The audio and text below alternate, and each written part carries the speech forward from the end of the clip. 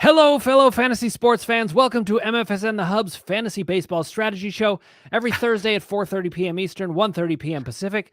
I'm Dr. Dan Ratner, and I'm here with Casey Vlad to the Bone Scheinvold and a grinning Harry Carey. and Harry Carey, Ross the Boss. Hi, everybody. I'm Ross the Boss. And I want to talk fantasy baseball with you, Cowboy. What a great week so far in baseball. The Reds sweeping the Texas Rangers. Take that, Dr. Dan Ratner. I think we all knew that was going to be the headline with Ross announcing it. I had no idea. They swept the Rangers. I didn't even know. I'm so zoomed into the stats. If anybody told you 3 weeks ago the Reds and the Pirates would be playing some of the best baseball and some of the best in baseball right now, it would be insane. It's crazy. Well, some of these young cultures are trying. Let's talk about the Pirates because, people are here to find out who to pick up, and there's tons of Pirates to pick up because everybody thinks the Pirates are bad. Who's your number one Pirate pickup? Ooh. Number one. Well, it's the guy who was drafted by the I think he was drafted by the was it the Padres? Who drafted him originally? Well, it doesn't matter. Jake Sawinski is who's the native, but yes, it was the Padres. Jack Sawinski from Chicago, Illinois. 15th round he was drafted in. I mean, this guy is just killing the ball. I mean, he's in the past 2 weeks, he's sitting over 300. He has 6 home runs, Casey, or something. I mean, the guy's just tearing it up. I mean, he's unbelievable. He's stolen 3 bases in the last 2 days. So if he's going to start running. Yeah, I mean, he's available. He's available in a lot of leagues. I mean, I was looking at a lot of my leagues, and he's a free agent, and like he's still in the 20%, I think. Yeah, and I'm going to throw out Mitch Keller. He's only 44% owned. He held the Dodgers to 2 runs in 6 innings with 10 Ks just today. But even prior to today, his season, 29 innings pitched, 30 Ks. So he meets Dan's strikeouts per 9 factor, 3.64 ERA, 1.25 WHIP. So it's not. I mean, the numbers are there. Like, he's pitching like a solid number 3 starter. Casey, do you remember the days when I would always have what I called a soft tosser on my roster? It was just like they had good numbers, didn't strike people out. Now I don't do that. You could. Pirates have one. Rich Hill, get him. That's true. He is. How old is Rich Hill? I mean, I don't know, but he's over the hill. I think he and Jamie Moyer are still roommates. Yeah. I love Jamie Moyer, but I mean, Rich Hill has to be in his 40s. I mean, there's no way he's not. I think he is. Oh, he's definitely in his 40s. I think he's 42 or something like that. I remember when he was a rookie, though. Like, we've been playing this that long. So, guys, let's talk some headlines, and then we'll get into other pickups. The Pirates are really fun to watch this year. They're the Baltimore Orioles of this year. And without O'Neal Cruz, I might add. Yeah. Okay, Ross, you are in our keeper league, the Jordan Walker roster. So what did you feel about this demotion? What are you thinking? Well, I did a little research. I was a little like, why are they doing this? He started out with that big hitting streak. I don't know if you guys remember. Oh, yeah. He started a huge hitting streak to begin his career. Then, in the past week, he's been hitting under 200, and his fielding has been horrible. I mean, his fielding has not been good. He's not been getting the ball up in the air at all. A lot of ground balls. So I think they sent him down to the minors just to work on his swing, to work on his defense a little bit. And it's a little hiccup, but I don't see it lasting that long. Maybe a couple, maybe 3 weeks, 2 weeks, but he'll be back in the majors starting again, by June 1st. Okay, so I have a question for you though. In redraft leagues, what do you do with him? In redraft leagues, so if you have him in redraft leagues, if there's a symbol that says NA and you can save him, great. If you can't, and you need the roster spot, I would hate to say cut him, but I would say cut him. I mean, especially in a head-to-head league, I think you can actually cut him. I think you can, as much as I don't want to, because I think when he comes back, I think he's going to be a hot player when he gets back. I just feel he's 20 years old, guys. I mean, come on. I mean, right. But that's also all the more reason for them to leave him down in the minors for a long time. It's not like you're ruining this kid at 20 by leaving him down there. Yeah, but you get experience, and he did. He just had a little hiccup, and the St. Louis Cardinals are a huge disappointment. I mean, they're talking about a team that's not hitting. The Cardinals stink. I mean, they're Well, horrible. but they also have 6 outfielders, so they need to They make some do. trades to get pitching. And Jordan Walker with 6 outfielders, if you're not one of the 3 best defensive outfielders or 4 best defensive outfielders, you're not going to Listen, get I playing time. agree with you. It's just it's bad times in St. Louis. It's bad times for the Chicago White Sox. Talking about a team that can't win. I mean, all the talent and all the players I have on them in fantasy baseball, the White Sox are horrible too. Well, I think the talent there right now is a little overrated. I mean, let me ask you a question. Who's the number one? If you had to pick the number one rated team in Major League Baseball, who would you be your number one team right now? Are we talking like real Major League Baseball? power rankings or fantasy rankings? Just in your KC Vlad's the Bone Shinefold ratings. Houston Astros. So your number one team is Houston, Dan? Right now, yeah. Yeah, I mean, they're the reigning world champions and they've got everything. And they just skunked the Tampa Bay Rays, who were undefeated at home. They shut them out in 2 straight games and they're the World Series. They're the World Series champions, and they added Hunter Brown. Well, they lost Verlander. They added Hunter Brown. That's true. Jose Abreu was not pitching well. Oh, and by the way, they won. They skunked Tampa Bay those 2 games with Yordan Alvarez being sent home. He's back in Houston getting checked out, and they're still dominating. Who was everybody's darling? Dan didn't think they were ever going to lose. If you forgot, that's I mean, right. that is true. I never knew that.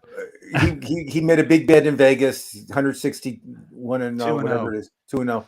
Yeah. I feel the Atlanta Braves are the best team in baseball. I just feel they have the hitting, they have the pitching, and I just feel all around they're the best team, barely beating out Tampa Bay and Houston, not by much.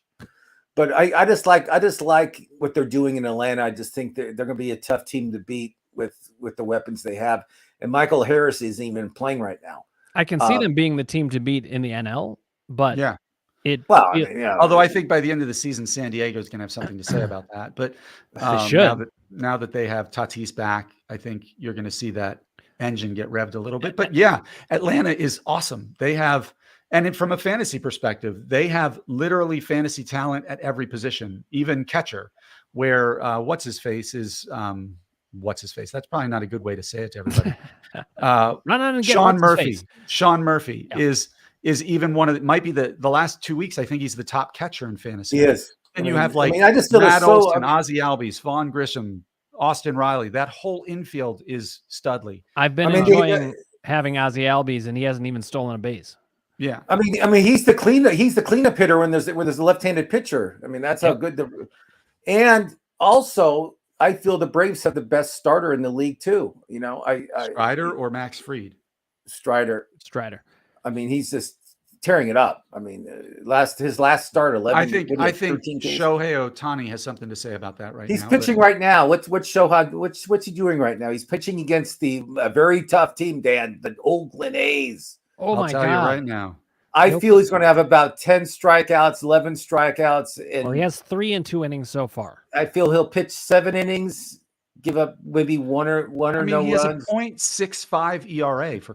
He's facing the A's, so the odds of a perfect game are about 1 in 3. So, I mean, the A's are really bad this year. I think Shohei and Garrett Cole have an argument with Spencer Strider.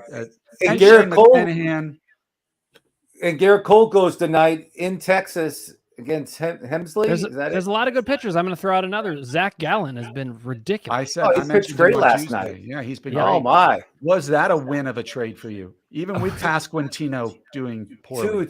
I mean, even with it.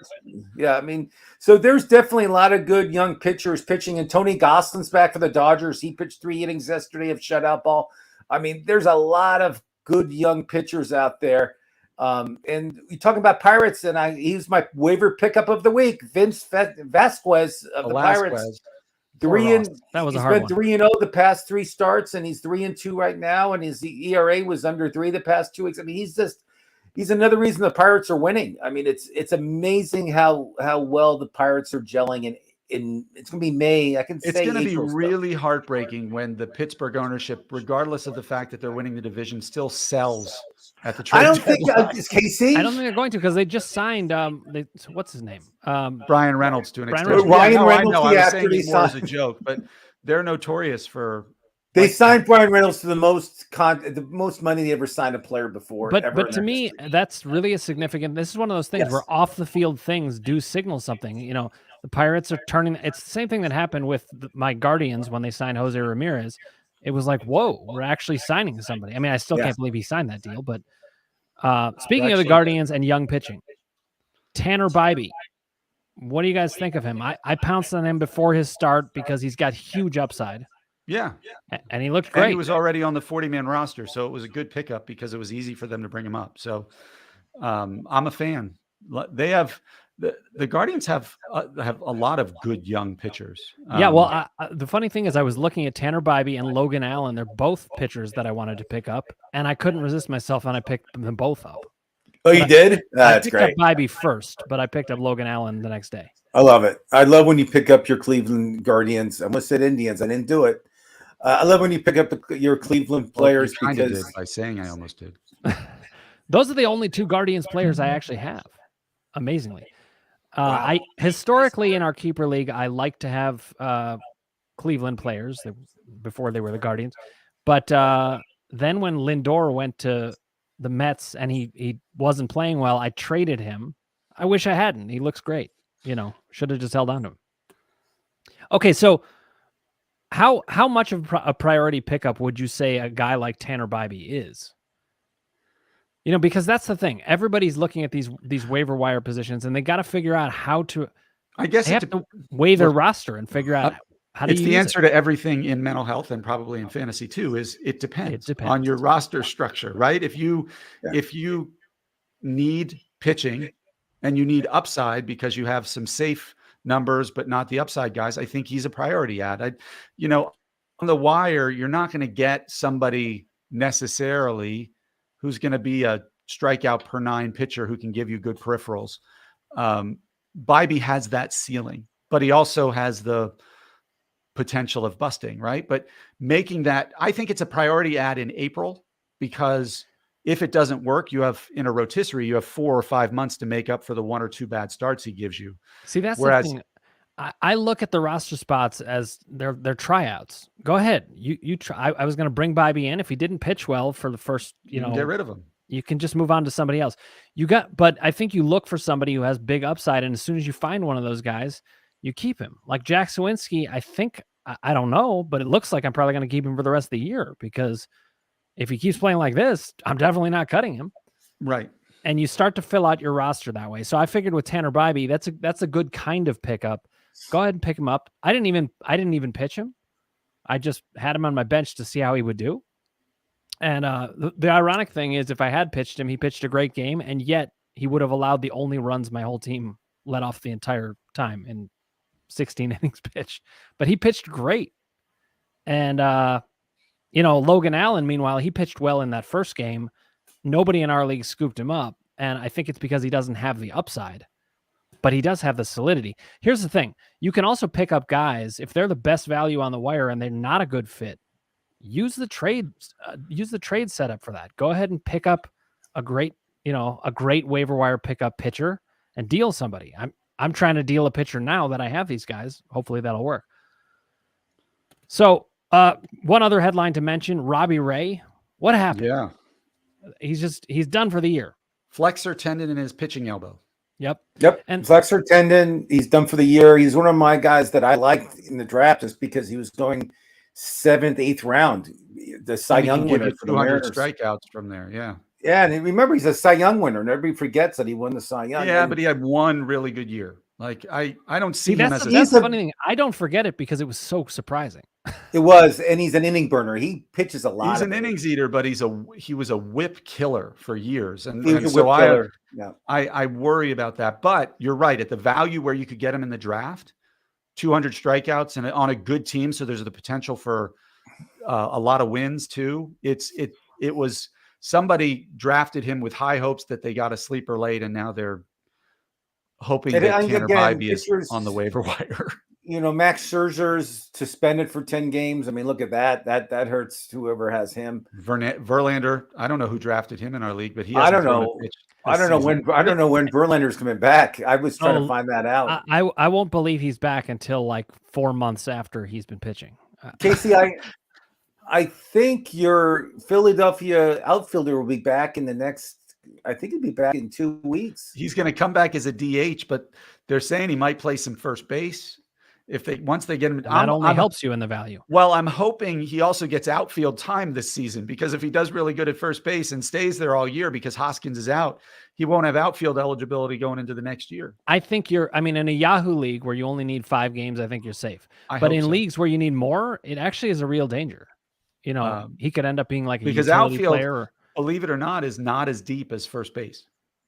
Well, certainly not when it comes to the draft. But then you find guys like Sawinski or Austin Hayes that, Austin Hayes, I think, is more of a post type. And Austin Hayes is injured right now. He's so we're injured not right now.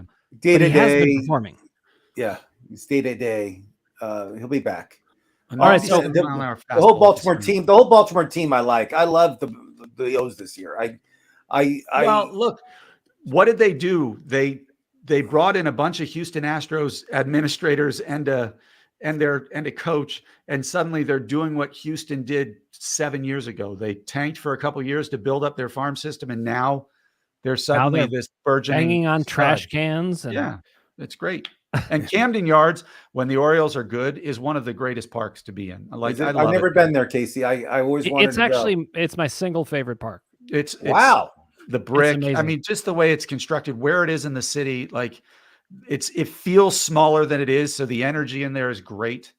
No, I like the smaller ballparks. Like Vegas, they're building a new ballpark there, and it's going to seat 30,000 people. Right.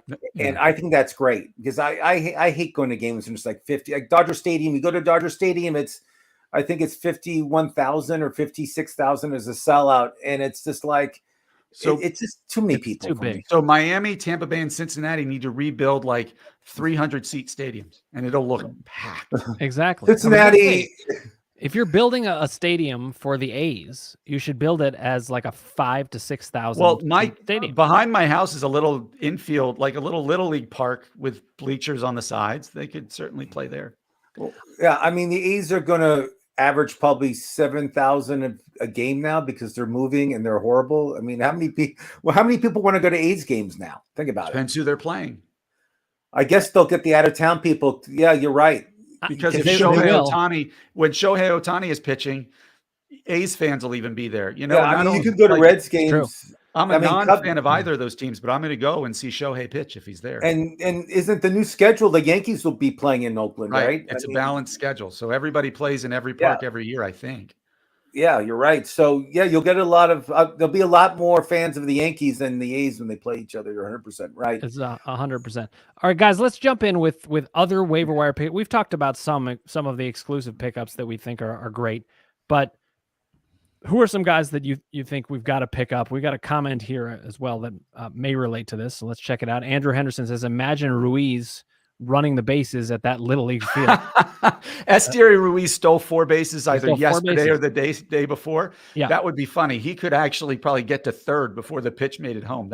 Andrew, I like that one. That was good. Yeah. And I think and I actually have him as a priority ad right now, because in the last 2 weeks, he's batting .288 with 7 stolen bases and actually 6 RBIs. This guy is like the lone bright spot on the offense there. No, the Rooker's playing okay too, Casey. Come on. Nah. It's true. There are at least 2 bright spots. But I mean, Ruiz is a priority pickup because of the rate at which he can run the bases. The only thing that would possibly hold him back is, as they say, you can't steal first base. But he's getting on first. He's hitting 288. He's going to steal bases, right? Yeah. So definitely a priority pickup. Big priority pickup. I like him. Again, bad team, bad hitters around him. So who knows how many runs he'll score. But if he gets on base, he'll steal 1 or 2. So it'd be great. So let me ask you guys a question. I think anybody who's played a lot of fantasy baseball knows that the way you take in what's happening in the baseball world relates to your team. Like there are times where I'm like, oh, I didn't realize that player is even playing that well because they're on somebody else's roster. I can't get them. They're not in my needs. I just didn't notice it. So what are the things you guys are noticing from your point of view this season? And in terms of it, as it relates to the waiver wire, like what positions are you struggling at? And as a result, who are you looking at? So I'll start. So I'll just give it. It's easy. I'll just give an example because we're in the same league together. My third base, I have the third baseman for the Angels, Rodon, and he's not hitting home runs. He's getting on base, but he's just not producing power. So this other guy in our league, he's related to one of the hosts here. I'm not going to mention his name. He has the third baseman for the Padres, Manny Machado. Manny Machado. Machado's having a horrible year. I mean, I don't think he's hitting his weight, and I think he has one home run. I think owners are getting frustrated, so I'm going to put like a little thing together with that guy and see what happens. But there's players like Machado that are not hitting well that you should go after, because I think when it gets hot in San Diego, the ball's going to start flying out of there. Did you just tell us that if you're talking about who I think you're talking about, I'm pretty sure he overvalues his players even when they're playing poorly, but good luck with that trade package. Hey, sometimes you just have to pose the trade offer because it's fun to do. Yeah. But it sounds like you're thinking of offering like a Jordan Walker related. I think I'm going to hold on to, because it's a keeper league, and we keep 6 keepers. Yeah. I don't think I want to trade. I don't want to see a hotshot rookie like that on his team. No, and and again, he's an old player. He's not like a young stud, so his value is not as high as you think. And if he doesn't want to trade him, he doesn't want to trade him. No, listen, I mean, we know that I just traded Mike Trout to Casey. Now, it's an interesting deal, but Case, I hope you won't mind my saying, I think you actually probably will end up winning that deal. But at the same time, Mike Trout, I think, is a bit overrated. I know that's blasphemy to say. I completely agree. Now that he's not running anymore, when he was right, because he's still going to hit for a good average. He's still going to drive in runs and hit home runs, but he's not running anymore. And in a league where you're looking for 5 category contributors, he's just not anymore. Well, and not only that, but he's been injury prone the last 2 years. I'm not saying it's going to happen, but I actually kind of felt like, well, his value is just going to go down. He's aging. Yeah, he's getting and I wasn't. More often. I mean, I think our deal was very fair. He's aging, and Ohtani's not going to be there in 3 months. Ohtani's going to be gone. So the little protection he has is bye-bye. So, I looked at it as I was trading. Brett Beatty was the big piece that you were getting out of that, I think. 100%. I mean, I got George Springer as well. Right. And I looked at George Springer and Mike Trout as actually pretty similar at this point, both injury prone, a little older outfielders who used to run a lot more than they do right now. Only Trout's floor is a lot higher. That's kind of the way I look at it. Talking about Springer, rest in peace, Jerry Springer, 79 years old. I hadn't heard that. Yeah. Oh my God. Ex-mayor of Cincinnati, Ohio, one of the best mayors we ever had. I met Jerry. He was a fantastic guy. I had no idea. Fantastic guy. Met him too, and he got caught using city funds for prostitution. It's sad, but it happens. Anybody. It happens to anybody. We all have done that before with money. Last time I was mayor. Yeah. But again, condolences. Great guy. Gave a lot back. He seriously was one of the best guys I ever met in kind of the show business world. He was just a fantastic guy. He was great. I'm really sorry to hear that. To get back to fantasy baseball and answer your question, the one thing we did go afield. I have Vladimir Guerrero Jr. at one corner, and I have Alec Boehm at the other corner. And Alec Boehm, while he struggled the last 3 or 4 days, has been really good this year. So don't rub it in.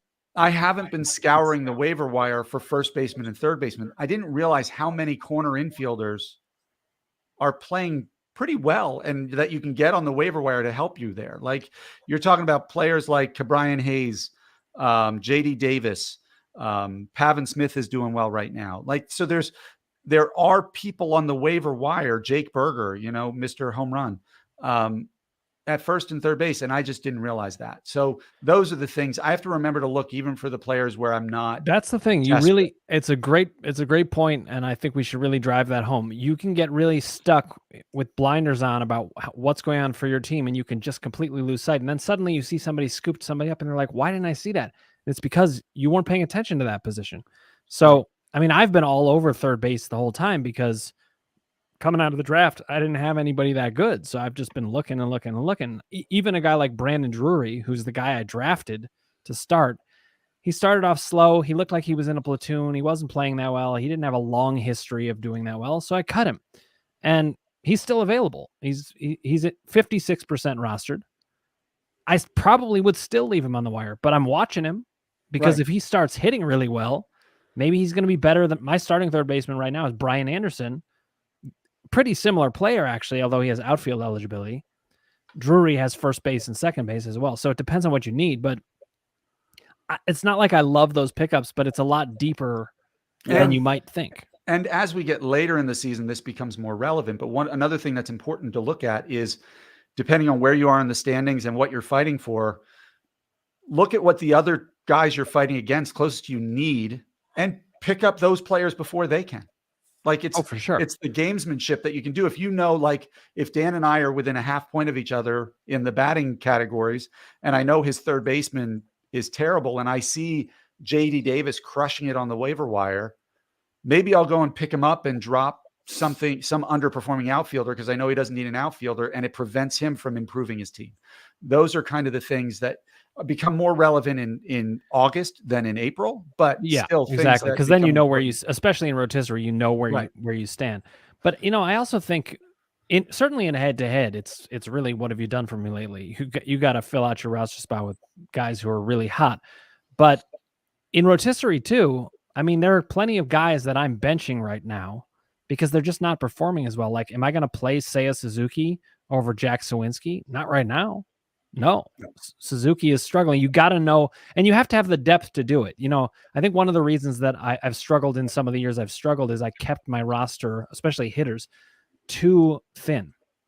And I would hold middle relievers to get my ratios where they needed to be. But the fact is, you got to maximize your roster for all the different things you need. Right. Yeah. And we're getting to that point in the season. We're past the 10% mark, right? We're up to close to 20 games, maybe a game or two more than 20, where you have to evaluate players that you currently have and say, okay, are they struggling, but they're going to get better? Are they playing hot, but they're going to fade? And when to cut bait on certain players becomes important. Like Manny Machado, you're not going to cut bait on. It doesn't matter if he's hitting 180 or 140. He's got the track record. But some of these players like Jordan Walker, right? He came out like guns blazing, hit a and little it depends bit of a on context. I mean, in a keeper league and certainly in a dynasty league, you're not going to cut him. In redraft leagues, though, we all have some players who are struggling on our roster, right? Like, so for me, on the season in our joint league, let's see who's struggling pretty mightily for me. Whoa, that was the wrong button. Hold on. I wonder what came up. Well, while you're doing that, okay. I'm going to ask. Oh, we got a comment coming in. I'll get to the comment first, and then I'll get to this. Okay. All right. So Andrew Henderson says, barring injuries, when dominating week to week, how do you know when to stand? It's hard not to make moves when the new week starts.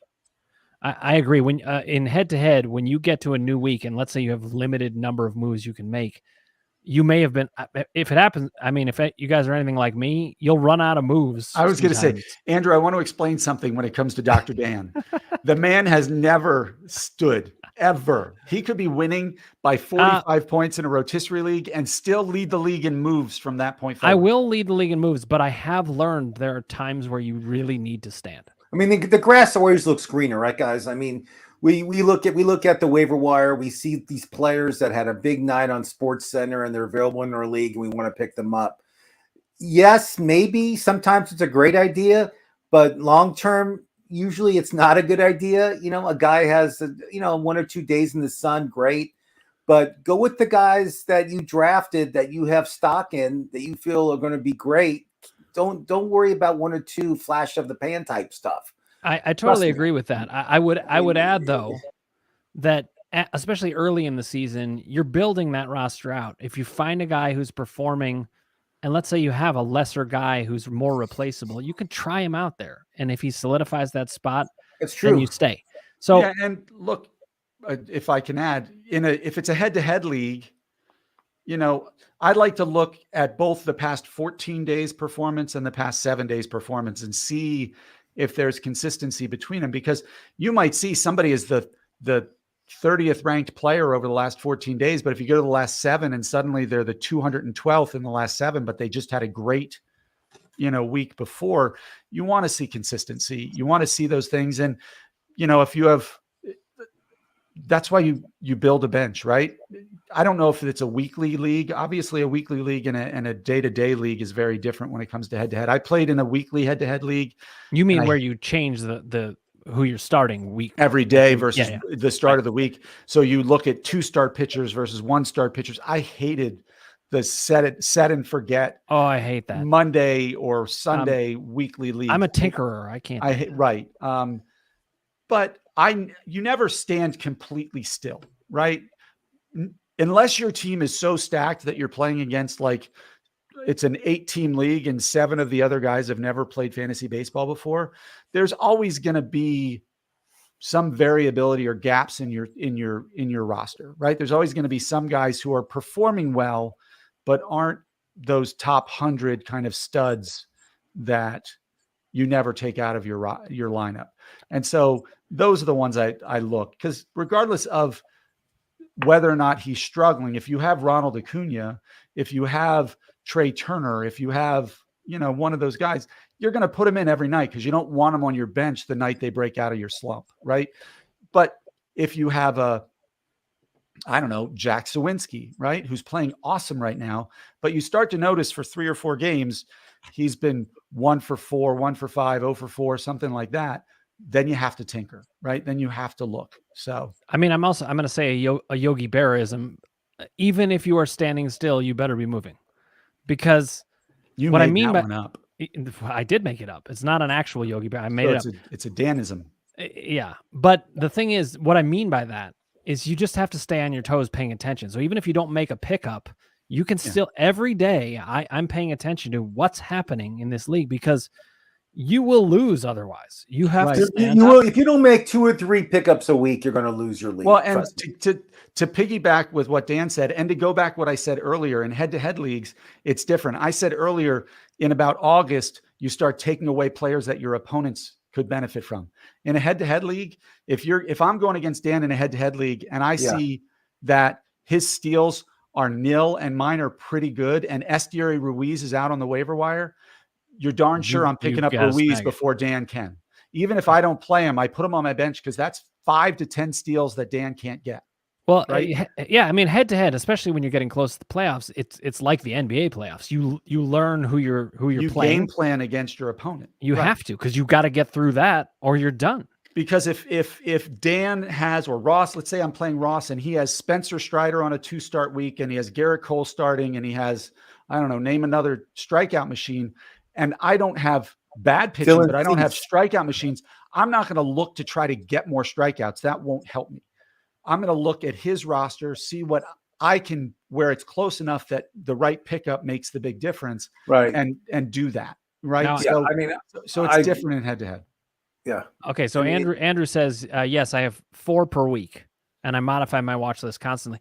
Another thing is you got to pace yourself. You don't want to make all 4 moves, and then there's a guy that is red hot, and you want to pick him up, and you don't have that. And if it's 4 per week, Andrew, I would save 1 just for the weekend, just in case if somebody gets hurt. Exactly. Right. Like if you get an injury and there's a hot waiver wire ad that would fit perfectly on your team, but you can't make that move. Right. Always save at least 1. No premature waiver wire. Try to. You can't wait always. to the weekend. I mean, I've ended up making my full weekly moves, but I've ended up doing it by Wednesday sometimes. Yeah, I've done it all in one night before if I have a bunch of injuries early in the week. It can happen. Yeah, Dan has a nickname. It's called Wednesday Dan, we call him, because on Wednesday he's out of roster moves. Which is better than Wednesday Adam. There you go. Well, but yeah, I mean, thing about having limited 4, it's great to save at least 1 maybe for Saturday or Sunday, so you can pick up that extra starter for Sunday. You know what I mean? So you can maybe get some more strikeouts and lower that ERA or whip down a little bit. I mean, I also will say this: when you are winning, don't get cute, because just stay with what you've got going. It actually kind of happened to me in the fantasy hockey league. I just dominated this year.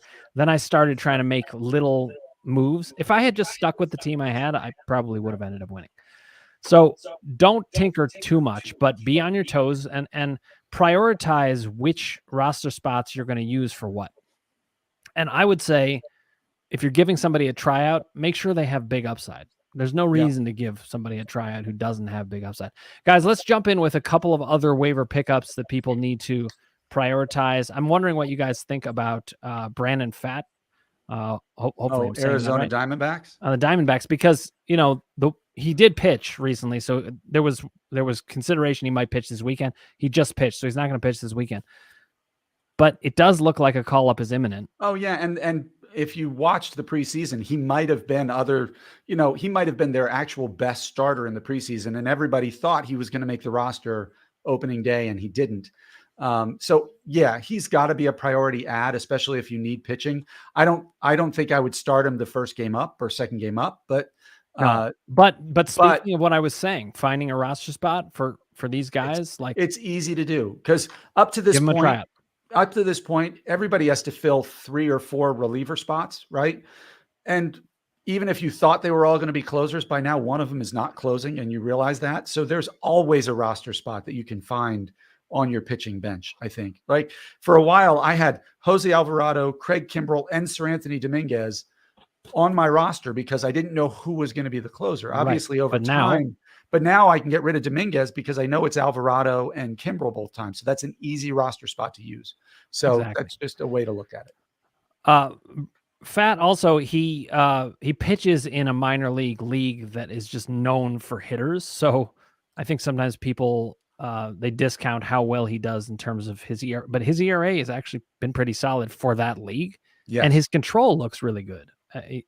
So I have been stashing him for the last couple of weeks, and this is one of those things where I was on my toes. Andrew Henderson said just to be ready, that he's modifying his watch list constantly. You have to stay on your toes, and so I've been watching him. Right, and for me, and Dan can vouch for this. I'm one who is very prospect focused. I just love kind of the prospect side of it. It's different than any other, obviously, fantasy sport that you play in, because these people who are not in the league at the start of the season can suddenly be impactful and dominant. Like, you're not going to get an NFL player who's called up in week 7 who's going to help you, right? The practice squad rarely has that talent. And so what I like to do is usually every Friday I do what I call my prospect. I call it Farm Friday, right? I go and look at all the different prospects, the top 100 prospects or top 20 prospects, and how they've done the last few weeks, the last few games, and see if they're worth adding. It's how I got, Brett Beatty early. Obviously, he was a more known quantity or commodity, but Edouard Julien, although he's been sent down, I had him for a couple of weeks when he got up, because I watched that stuff. And I think it's important to keep that in mind, because teams are now being incentivized to bring their prospects up sooner. Whereas under the old CBA, you got more benefit or control of your player if you waited forever to bring them up. So prospects become much more powerful. Not only that, but I mean, prospects, you look at those top 100 prospects, and there's going to be a lot of shifting that happens, because some of those top prospects are really going to struggle. You hear that phrase, former top prospect, all the time. Yep. It's like almost every player in baseball is a former top prospect, because that's how good these guys are. And the thing you have to watch is, like, because if you go to like one of the, pick one's top 100 list, they don't do the rankings by when they think they'll get the call to the majors, right? So the number 3 prospect, they might not expect him up till 2025, but he's 18 and is killer. So you can go all the way down to like 70 and find people who might be up. So don't just look at the top 20. You got to go as deep as you can, because if they're a AAA or not a hotshot AA player, they might be sooner to get to the majors, but not considered as high of a prospect. So, and then you got to look at the upside of them. I mean, there's some guys who you're just like, wow, they are dripping with upside, and it's harder to miss out on them. Whereas, a guy, here's a good example. I mean, Spencer Steer is somebody who I think is a solid enough third base pickup, and he could be a very useful player, but is his upside at that level? It has never appeared that way. So you don't have to necessarily pounce on him. With the time we have left, guys, let's talk about a couple of other pickups that people should make. Who are some guys? Pick a position. Why don't we pick one from each position that would be your top recommendation? I mean, let's say you're struggling at first base. We'll start there. Who would be a guy that you would pick up? This is 60% and under in terms of rostership on Yahoo. Who's somebody? I would, just because they're playing so well, and I want to get a player from this Tampa Bay Ray team, is Harold Ramirez. I mean, Harold Ramirez the past 2 weeks is hitting over 400. Tampa Bay, all they do is score runs. I mean, they score. had a streak going for the most home runs consistently to start the season, and they just broke it. They didn't get a home run a couple days ago. But all being said, Harold Ramirez for me would be my number one pickup at first base. Okay, just to be totally accurate, he's 65% rostered now, which has gone up. Wow, in 2 days, Casey got up at because he was at like 58 2 days ago. Okay, well, another guy I like is Josh Bell. He's played on a bunch of teams. He's a journeyman, but he's a streaker, which we call players that go in streaks. So he's hitting 341, 2 home runs, 8 RBIs the past 2 weeks. He's a guy that just gets in these tears and then he goes cold. So don't pick him up thinking he's going to last. He's not. But again, Josh Bell is somebody that I feel is going to be hot at least until the weekend. So pick him up. Case, how about you? This is a guy I talked about all last year. Jose Miranda in Minnesota. He started off the year a little slow, but he's 56% owned the last week, 320, 2 home runs. 2 home runs last night, didn't he? And the advantage of him is he's not only first base, he's third base as well. So, which is another shallow position. So he might be my priority ad there. And okay, I'm going to go with Joey Gallo, just because I know he's going to strike out a ton. His average could be low, but I think that he's getting some help from the shift not being in effect. Is he going to, it depends on what you need. If you're really needing batting average, don't pick up Joey Gallo. That's going to hurt you. By the way, Jose Miranda did hit 2 homers last night, just to verify that, Ross. He didn't have any home runs the whole year. He hit his first 2 last night. Yeah, but this is a hitter who is a known quantity. So if he's starting to get his power stroke, that's what I'm saying. Yeah, that's why you pick him up this shows you how fast it can happen. Look at Adolis Garcia. Obviously, he's a big fantasy commodity, but he had that one ridiculous game with 3 homers and 8 RBIs. 3 home runs. Yeah. Whoever has them in our league is a genius. I don't know who that is. Genius. Who knows who it is? All right, second base. Who would be your top ad? Casey. I'm going to go John Birdie. Oh, you're going to go with Ji-Hwan Bang. I like Ji-Hwan Bae in Pittsburgh. Again, I just want a piece of that offense. They're playing so well right now. This guy stole 5 bases last week. He's as long as he's getting on base, he's got 10 steals. Yeah. So obviously it depends on the league, but he would be my top pick as well. Ross, how about you? I like him. I also like Birdie for the Marlins. He's still, all this guy does is steal bases. His batting average isn't that great, but he has a little power and he'll steal you a bunch of bases. I wish Taylor Walls was getting more at bats. The Taylor Walls, we talked about it before. He just doesn't play every day. He's not an everyday guy. That's what I mean. If you were playing every day, he'd be over 80% rostered. If you're a guy that can go to your roster and put people in like right before game time, know who he's playing or not, pick him up. But I'm not that guy. I'm not that responsible where I can go to my roster right before game time and switch it around. I can't do that. That I managed to do. I can't help myself. All right, third base. Who would be your top pickup?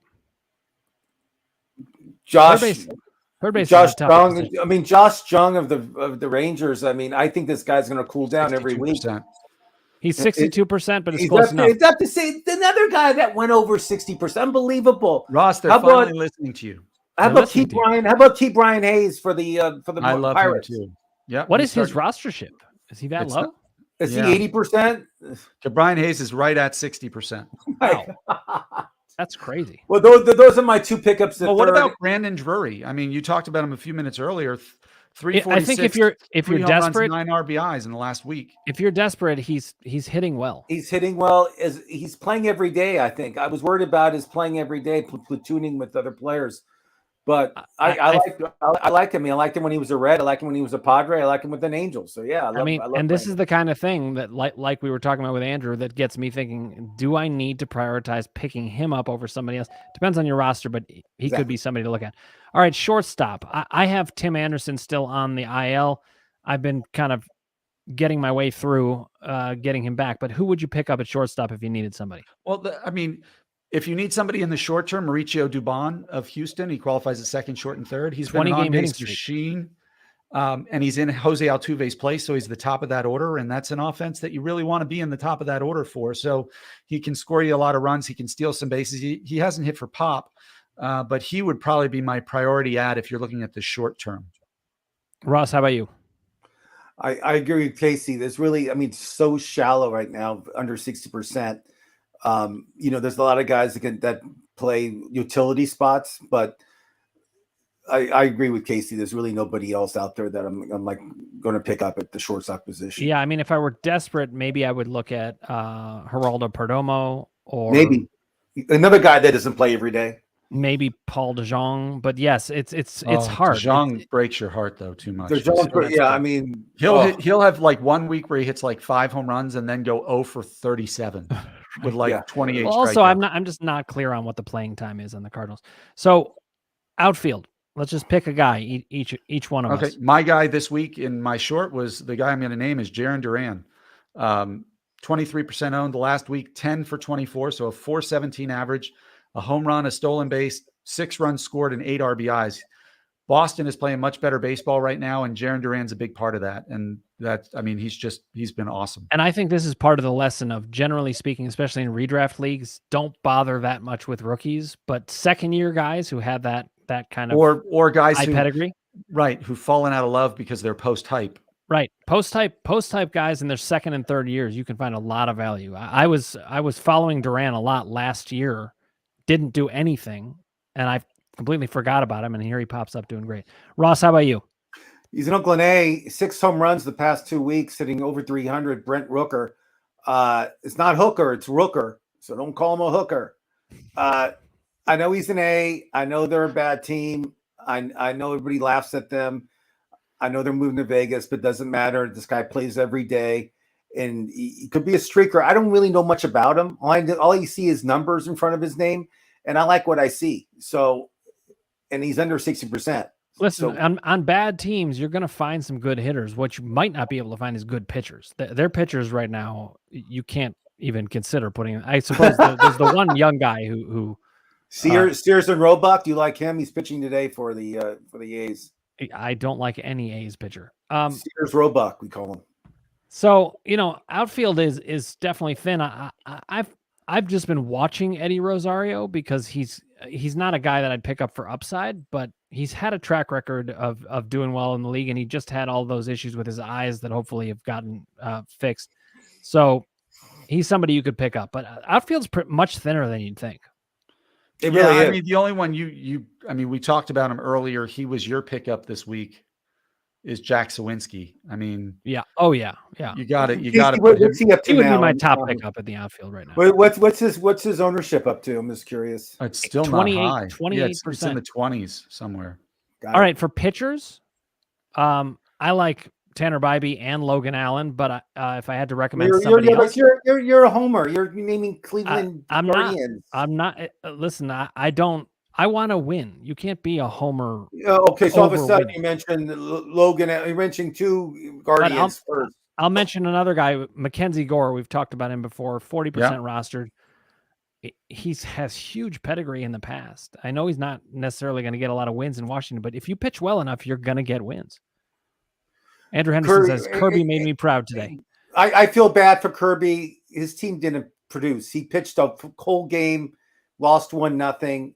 And it's a horrible way to lose. I feel horrible. But in fantasy, it was still pretty good. You didn't get the win, but I'm gonna name another player from a bad team. I know we just said like 2 minutes ago, pitchers from bad teams are hard to find, but Eduardo Rodriguez for Detroit has been lights out for the past 2 weeks. And remember, Detroit gave him a huge contract because he was really good and young in Boston, had some injury issues.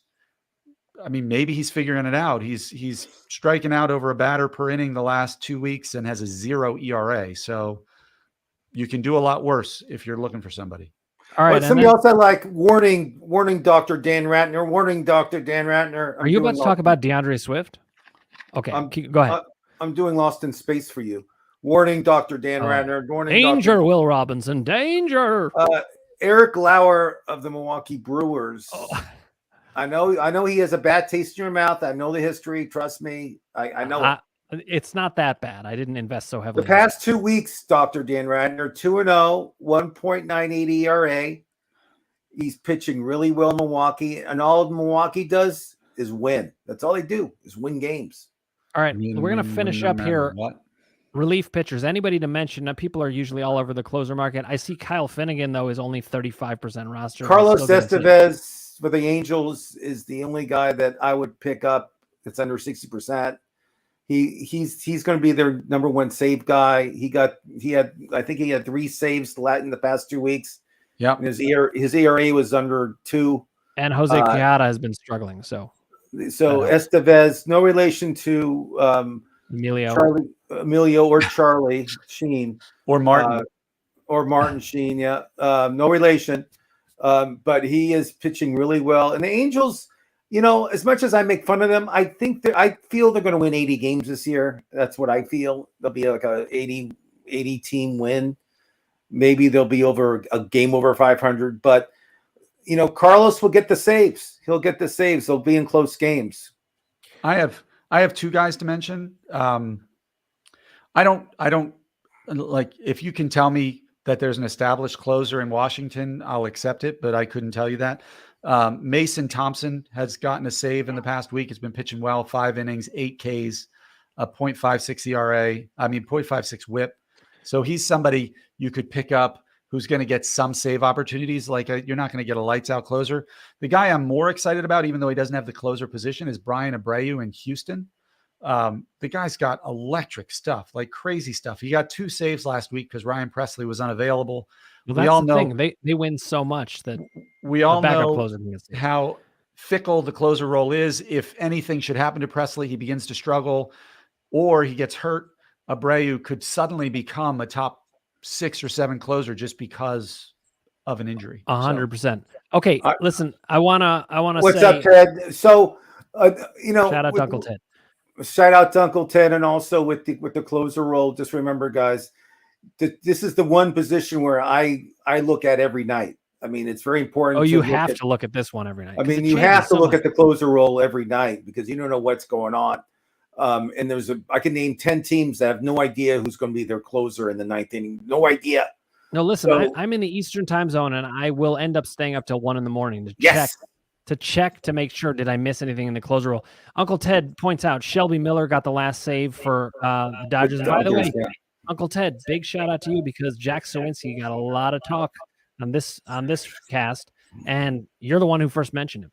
Yeah, the Dodgers. I mean, they asked the manager like who the closer is, and it just depends how he feels. I mean, there's no closer in LA. Well, I just want to know who in LA is going to go on paternity leave next because I think they all decided. Did you see one of Kobe? Did you see an ex-Dodger went on paternity leave today? Yeah, having babies is contagious. And Cody Bellinger did, right? Yeah. So Cody Bellinger went on paternity leave today. Apparently, they all got together in August last year and said, "Let's make babies." They all got together, and in Arizona, where Bellinger's from, and this is headed down a terrible path. Yeah, we should probably stop now. We actually have to stop anyway. No, it's nice. It's a nice building families. It's nice to hear. We should get our minds out of the gutter. Okay. Let's talk about NFL draft. Give me who's going to be drafted first. Go. Bryce Young. Yeah. The question is who's going to be drafted second? And will the Texans keep that pick? I think the Texans do keep the pick, and I think they will botch it. I'm sorry, but I think that's just what I think it's like a no-brainer. I don't know. The number 2 pick is the most botched pick. Just CJ Stroud to me is like a no-brainer. Like the team needs a quarterback that can take him to the next level. See, and I think what they do is they take Anthony Richardson, who has the higher ceiling, and if they bench him for a year, they don't care. They get a high pick next year. The thing that they need to learn the lesson the Browns learn, which is no matter how high the ceiling is, if you're the Browns, you will ruin him. So I like CJ Stroud for a sexual predator who's a better quarterback later in their career. I just feel Richardson has only started 13 games, and I just feel he's getting a lot of hype. But I don't feel he's a real number 2 pick. Now, Uncle Ted says DeMeco Ryans is going defense. Yeah. So do they go Tyree Wilson or do they go Will Anderson Jr.? Will Anderson, Alabama. By the way, do you guys notice what shirt I'm wearing? Buffalo Bills. The Bills. My new team. Because the Browns are not. I think they should take Jahmyr Gibbs with their pick if he's there, by the way. But that's running back. The Bills? Yeah. Yep. So Well, we're all waiting to see where Bijan And goes. tonight is another tonight. NFL note. I know we're talking baseball. Lamar Jackson is agreed verbally to his new deal. So with the Baltimore Ravens, looks good, guys. And Hopkins is with the Ravens now, which is a good pickup too. All right, guys. They have It has Hopkins been and OBJ.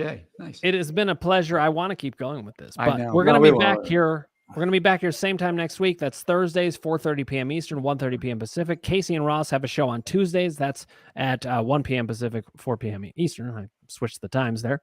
But keep checking out. You need to get information regularly. The other thing we're going to get out to you is we have these shorts that we do. Each of us pick somebody that we think is a priority pickup, and we're releasing those. So just pay attention. We want to get you guys the help, especially early in the season, because if you get somebody who's waiver wire gold and you have them all season, that's what we want to see. Andrew Henderson says, thanks, guys. You're welcome. It has been a pleasure being here with you. Enjoy Casey, the draft tonight. Casey, Ross, it's been a pleasure. Enjoy the NFL draft. We'll look forward to more baseball coming soon this week.